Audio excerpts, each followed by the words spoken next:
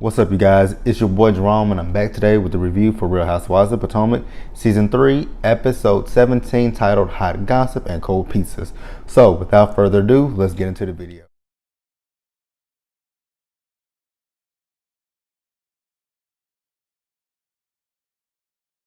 Okay, so with this episode, I'm going to start it out with the small stuff that really was kind of insignificant to me, so we can get to the juicy stuff toward the end. So we'll start this out with Candace. Candace is meeting up with her sister. I forgot what her sister's name was, and like I said, she's meeting up with her sister. She's telling her about everything that happened with the trip, and how her favorite part of the trip was when she sang for Monique, and she was telling her sister how Robin was like, it's good for Candace to sing when she has music instead of just belting out singing, impromptu and all that kind of stuff. And she's asking her sister, has her sister talked to their mother about them possibly having a storefront. She said she had, but but she hadn't really got anywhere with her mom. So Candace then calls her mom on FaceTime, talks to her mom, and then her mama asked her how was her sister's weight, and I'm like, God damn, how you gonna sit here and ask this girl how her weight is, and then she's gonna ask Candace how her weight is? Like, I can see that their mama was a fitness trainer, a size 0 or anything like that, for her to ask how their weight is. But no shade to her, but she's not even, don't look like she's a size 7, like she might be a size 10 or bigger. Again, no shade to her about that, but for her to sit there and question them girls about their weight and all that kind of stuff, I thought that was kind of insensitive and rude as fuck. But Candace is once again talking to her mama about the the storefront and them having a brick and mortar storefront, and her mom kind of finally agrees to do it, but she was like, I want to be the supervisor of the store, and Candace was like, no, I don't want you to be a supervisor. I want you to be a consultant for the store. And her mom was like, okay, I can be a consultant. So I'm guessing that her mom was going to go on with them and let them have this storefront for their weave and all that kind of stuff.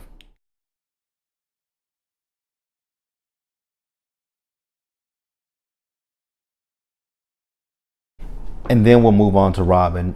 Robin is doing her house flipping and all that kind of stuff. And she's at that house that she looked at earlier in the season that was a complete clusterfuck of shit when she got it. So she has Giselle and she has Ashley coming over today just to help her with everything. And when Giselle gets there, Giselle tells Robin again that house is a complete dump. Ashley says the same thing as well. And so they start going around the house and they knocking the walls out and all that kind of stuff. And they having a good time with each other. And then they go outside to have a little drink and whatnot. And they mention Karen again. Now, when it comes down to them talking about Karen, like, I don't really get why they want to make such a big fuss about Karen lying to them and stuff. It's not like Karen has been, Mother Teresa or anything over the last 2 seasons, well, 3 seasons now. Like, I don't get them all up in Karen's business. Like, if y'all are her real friends, let Karen come to you and tell you, hey, as my friend, I need you to have my back. Like, I'm going through XYZ, XYZ, XYZ, and then you be there for your friend.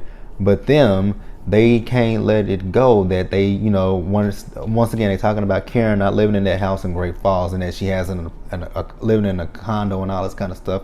And I'm sitting here thinking to myself again, like, what's the purpose? Like, if she is your friend, why not just be there for your friend and let your friend come to you instead of you badgering her, questioning her, about everything that's going on in her life?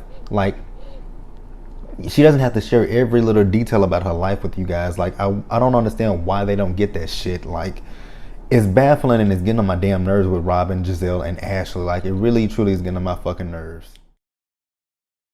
Okay, and then we have Chris and Monique. They are outside on their little patio, which I thought was really pretty and nice with that lit up and all that kind of stuff. And, they're talking about the argument that they had before she went to Cans and all that kind of stuff. And she's talking about how, she's talking about how it was petty and all that kind of stuff. And then Chris asked her, well, when is she gonna give him another baby?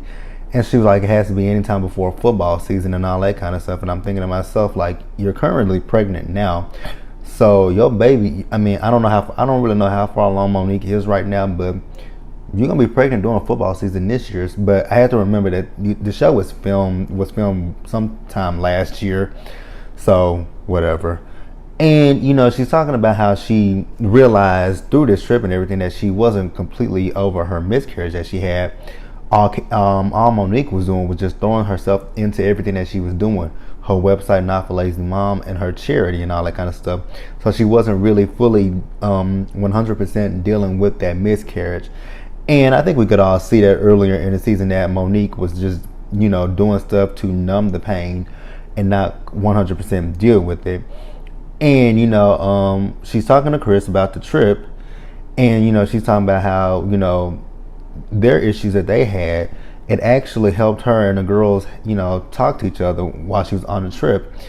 And Chris's whole thing was maybe he there's some stuff that he can work on doing. And then Monique was also saying that there's some stuff that she can work on doing. Like when Chris says that something is bothering him, she can actually sit down and listen to him when he says that something is bothering him.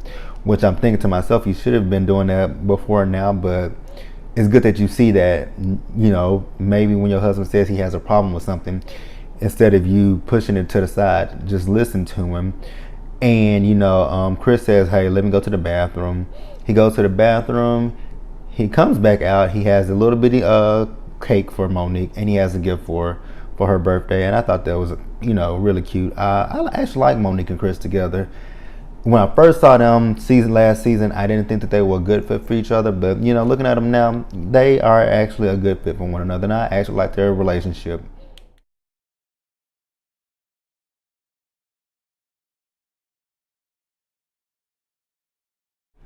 All right, and then we move over to Ashley. Ashley is back home. She's unpacking everything, and then she calls her mom, and she's just telling her mom about everything that's going on between her and Michael at this point.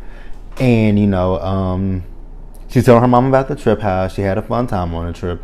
But then she's talking about her mom is actually in a good spot right now. She has her own place, and she's still with her boyfriend, but as of right now, her mom is doing good for herself. And I'm like, about time. It just took for you to sit there and tell her you weren't going to do for her anymore, for her to say, let me take care of myself and not rely so heavily on my daughter who has a husband who has money. So whatever with that. And Ashley is still in her feelings about Michael saying that the reason why he doesn't want to have kids with Ashley is because he doesn't want Ashley to be the type of mother that her mother was to her. But Ashley's whole thing is her mom was actually a good mother to her. And I was kind of confused because, if I'm not mistaken, a few episodes ago, earlier in the season, when Ashley was talking about her mother, I know Ashley said her mom didn't have the money and all that kind of stuff. But if I'm not mistaken, Ashley did say she lived with her grandparents for quite some time because her mom was,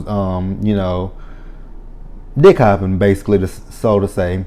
So I was really confused about Ashley when she was talking about her mom was there for her.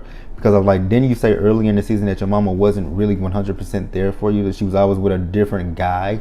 So if Ashley believes that her mom was there for her, who am I to judge and who am I to say she wasn't? So okay, and then Ashley goes and has lunch with her mother, and she's telling her mom about the trip once again, and then she kind of pauses for a few minutes because she doesn't really know how to say the things that she's talked to Michael about with them two possibly or not having kids with each other. So she tells her mom that Michael and I have had a discussion about kids, which for me is a non-negotiable. But Michael's whole thing is he doesn't want me to be like a deadbeat mom like you were to me. And Ashley's mom kind of gets in her feelings about that. And she's talking about how she has a relationship with her kids. Her kids don't cuss her out every day, so I'm assuming that Michael has no relationship with his kids and they cuss him out. I'm assuming that's what her mama was trying to hint at and all that kind of stuff. And then her mom was telling her basically that Michael just wanted her because she's young, she has a nice body and all this kind of stuff, and Michael has no intentions of having kids with her, which is basically what her uncle told her and what Candace told her a few weeks ago. So I don't know, Ashley is so fixated on Karen, and I don't get that. Like, you have a whole lot of shit going on in your relationship. You are with a man who keeps telling you that he doesn't want to have kids with you. Like, why don't you just worry about that? Like, that would be my main focus. Like, I'm in a marriage and I don't know if I'm gonna have kids with my husband. Like, why would you worry about? I mean, I just don't get why she worries so much about Karen, and it bothers me and it irks me so badly. And Ashley feels like that they're not on, her and Michael aren't on the same page with each other, which you definitely aren't on the same page with each other. And her mama asked her, well, what are you gonna do? And Ashley talking about she's not quite sure what she's gonna do. Well, she asked her about her chances of having a kids with Michael. I can tell you what the chances of her having kids with Michael is. It's zero. Ashley's not gonna have kids with Michael. I think Ashley might just have to accept the fact that her marriage was based on vanity and all that kind of stuff. Like, he clearly does not want to have kids with you. And I think once Ashley finally puts that in her head that Michael don't want to have kids with her, Ashley will be better off when she can, just to leave him. Because I mean, Michael clearly does not want kids with Ashley. So I don't see how she doesn't see that at all.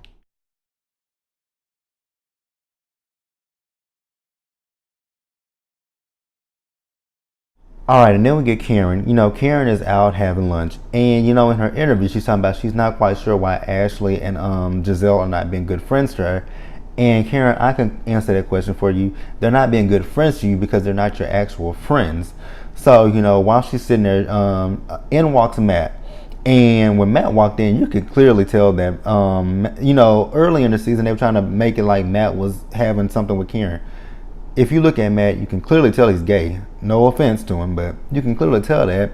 So, Matt sits down and, Karen, they talk about the trip and everything. And then Karen tells him, well, you were a hot topic on the trip, and more specifically for Ashley. And he was like, well, what did Ashley have to say about me? And, she tells him that, well, Ashley said that you are going around telling people that I don't live in my home in Great Falls, that I live in a townhouse, and that I rent my furniture. And I'm thinking to here's the thing with that. When Karen says she rents her furniture, I'm like, what's wrong with renting furniture? Like, there's nothing wrong with that. Like, a lot of people do that. So what's the big deal about renting furniture and living in a townhouse? What is the big deal? But it's Karen, so Karen has to keep up appearances because she's the grande dame of Potomac and all that kind of stuff. So whatever. And Matt's whole thing was he hadn't said anything. He said something when he first, that when he first met Karen, he met Karen at Ray's townhouse, and Karen was like, well, that was 25 years ago.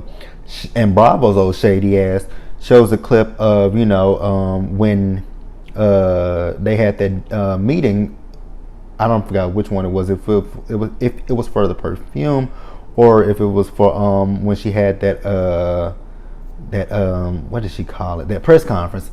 But they asked what is his name? Matt, how long he knew Karen. He said he's known Karen for 12 years. So if he's known Karen for 12 years and Karen said that was 25 years ago when she lived in Ray's townhouse, like, the math is not adding up, Karen. Like, this is why the girls are the way they are, because Karen does lie. But I really don't get why Karen lies so much about shit, because it's it's easy just to tell the girls it's none of your motherfucking business what I do and what I don't do. Like, it's just that easy, instead of trying to keep up appearances and whatnot. Like, that's the thing that bothers me with Karen. But Karen did say that she believes Matt over the girls, which, whatever, who gives a shit. And then we get this little small scene with Karen where she's in her house, she's setting up her dining room table and all that kind of stuff. And she's talking about maybe Ashley is jealous of her and all this kind of stuff. And I don't agree with that Ashley is jealous of her. I don't know what Ashley's thing is with Karen, but I don't believe it's jealousy, Karen. Like, I don't really believe Ashley is jealous of you. I really don't know what it is with Ashley. I can't put my finger on it with Ashley, so I'm gonna let that one go. And she's talking about she doesn't invite the girls to her house, and that's her prerogative. If she wants to invite them to her house, she can. If she don't want to, it's her prerogative. She can invite them or not invite them. It's her fucking house. So I don't get why these girls are so fixated on Karen. I really truly can't understand it for the life of me. And then we had a scene where Karen, Monique, and Candace are at a harvest festival, and Karen really does like these two girls. She has a good time with them as opposed to the other three that she don't have a good time with.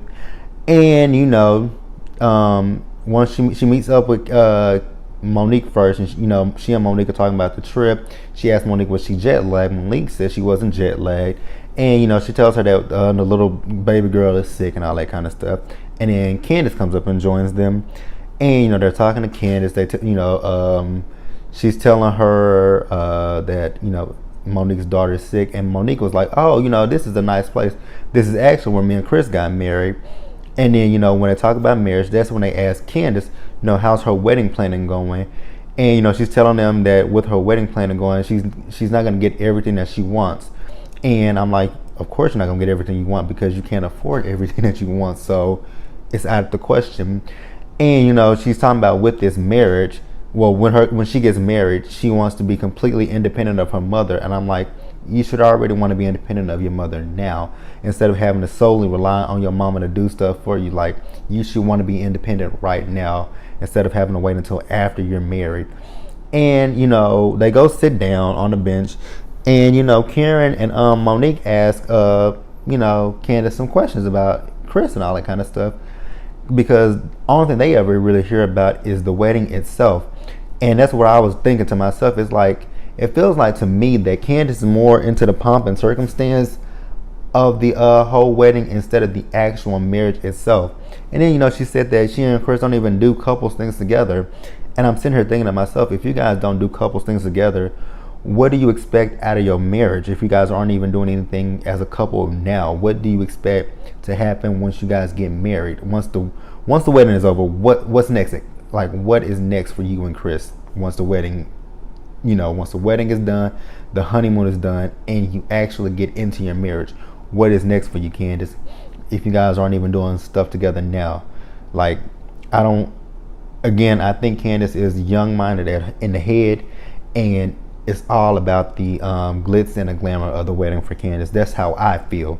But it could be, she really does love Chris. But from what we're seeing on TV, it just feels like she's into the glitz and the glamour and all that stuff when it comes to the wedding.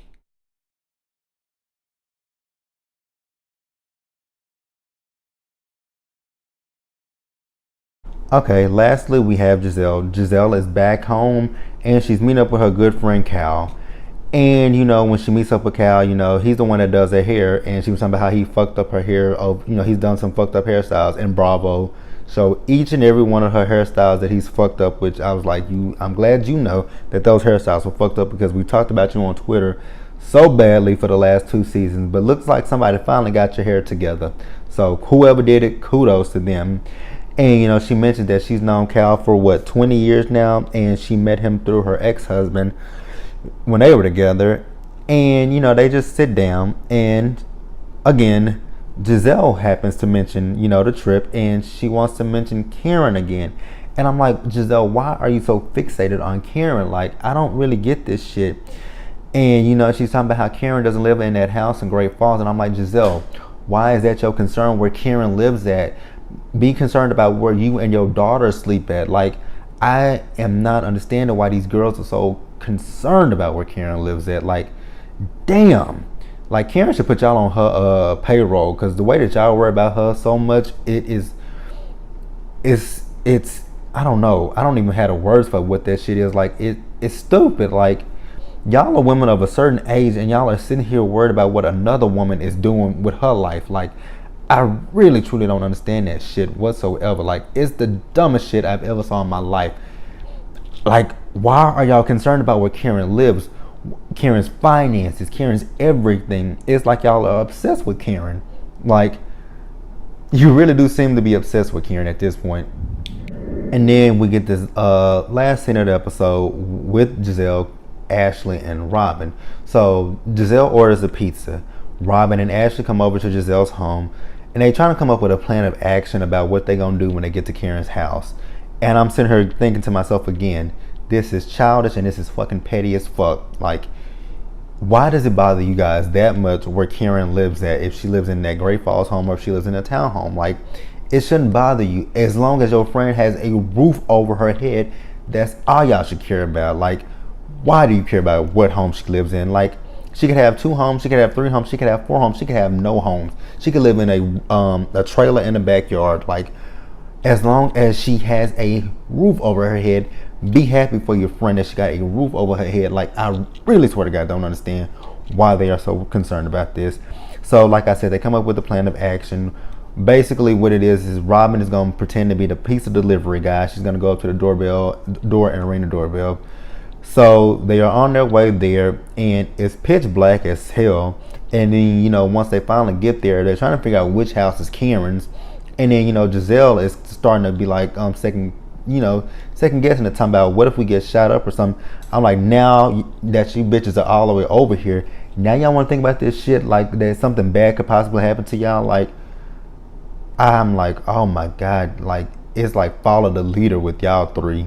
Like, oh my God. So they get out the car, they go up to the door, and Robin rings the doorbell, and that was where the episode ended at. And again, this has been a great season, but the whole thing with them worrying about everything that Karen does, it just, I have not understood it at all this whole season, why these 3 are worried about what Karen does. Hell, this season, Karen ain't even been worried about nothing that they've done. So I don't really understand the fascination with what Karen does and what Karen doesn't do, what Karen has, what Karen doesn't have. Race, finances, and all that kind of stuff. I really have not understood it. Like, I would understand it better if they were actually her friends and had genuine concern for her, but they don't have genuine concern for Karen. They just being nosy ass batches. So that was Real Housewives of Potomac. Tell me how you guys feel. Like the video, leave your comments, and subscribe to the channel, and I will see you guys later.